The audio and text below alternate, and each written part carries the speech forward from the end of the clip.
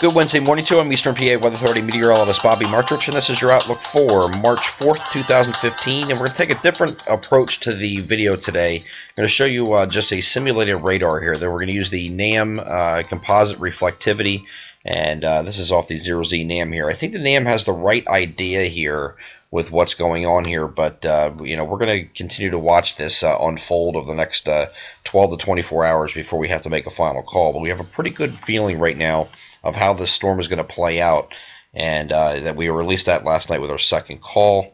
Here is a look at early in the morning on Wednesday here with some rain showers, just some isolated rain showers going on here early on. That will increase in coverage throughout the day. Here is as you get closer to noon, you can see those rain showers coming across the area here. This is along a frontal boundary. A frontal boundary is now situated kind of like this. Here's your cold front like this. So it still has not made its way south through the region, and so your 32-degree line is well to the north here. This, of course, is in association with that area of low pressure that moved through last night. That's actually well off the screen up in this direction here at this point, but there's where your front is. This is all rain, whereas they're on the warm side of the front here, so we will have temperatures today that will be surging. And I say surging almost sarcastically because the normal high for this time of year is in the mid to upper 40s. We'll be talking about 40 to 45-ish across our coverage area here. That's not really a surge, but compared to what we've had recently, it will seem that way. You might get closer to 50 down here in Washington, D.C. with that clearing expected. But as we go a little bit forward in time here, the front starts to push off to the south here, so the rain showers also shift south with that. And then we get into the evening hours here. You see there's a little bit of a lull here across most of the area. We see where the front is down further to the south here. That's where the focus of the rain is. And of course at this time, you can see where the front is about here because all the precipitation is still sitting out here. But your frontal boundary is still right about here, and still very slowly now moving to the southeast.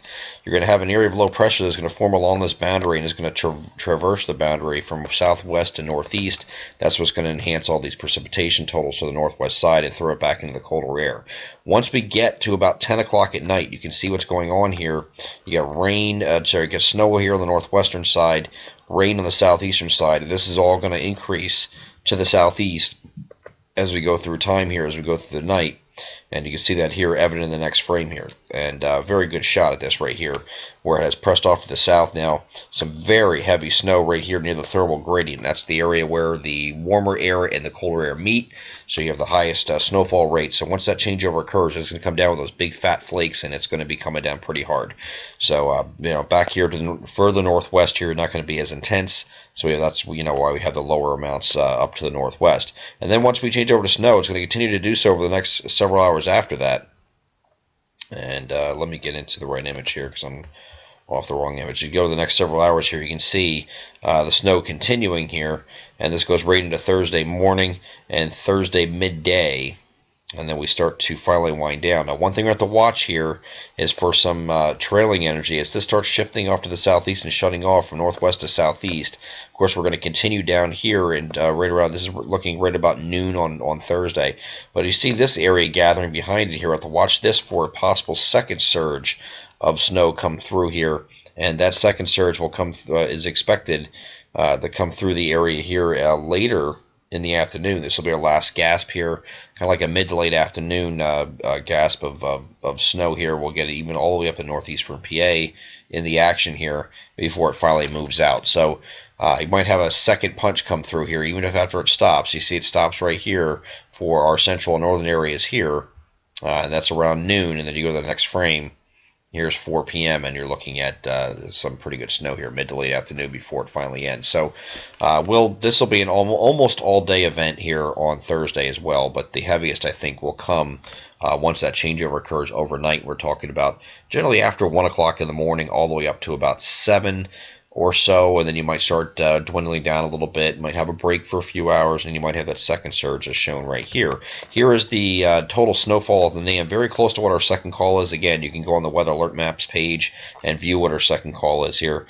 But a big swath here of 6 to 10. That's right across these areas here. It's exactly where we have it outlined right now on the second call. And then up a little bit further to the north here, this is from the Lehigh Valley and into the southern Poconos, back here to Harrisburg, Lebanon County, places like that. We're in the 3 to 6 inch range. Of course, 3 to 6 inch further south from this jackpot of 6 to 10 down towards Philadelphia. And then further northwest here, we're in the 1 to 3. You can see that's depicted right here as well across northeastern PA. All the way up to Scranton, Wilkes-Barre, back to Lycoming County and Williamsport. Those places up there are all in line for the 1 to 3 amounts from this system. Now, I did see the GFS that ran overnight. This is the 0Z GFS, and I did see how far south it was with the precipitation. The GFS shifted very noticeably south. It just include this area right here in significant snowfall, much like it had a couple days ago, and then it started creeping back northwest. Now, the latest run has it very, very progressive with this front. I don't think it's right now. I'm not going to say it's wrong and dismiss it completely, but I'm just not siding with that idea right now. We are not siding with that idea that it's going to be that progressive and keep all the snow across Delaware and South Jersey, and that's it, as indicated by the GFS. I do think the NAM here has the right idea. We'll watch trends here over the next 12 to 24 hours and decide whether or not this is going to be still a good call. Beyond this point, as I'm going to go into this a little bit, once you get past this point, you're going to have high pressure move in here on Friday, Saturday. You're going to have mostly sunny conditions here on Friday.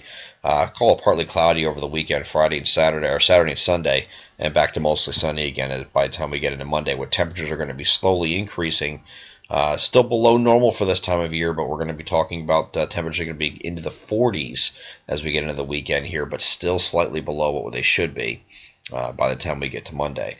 I'm Eastern PA Weather Authority meteorologist Bobby Martrich, and that is your outlook for March 4th, 2015. Have a great Wednesday.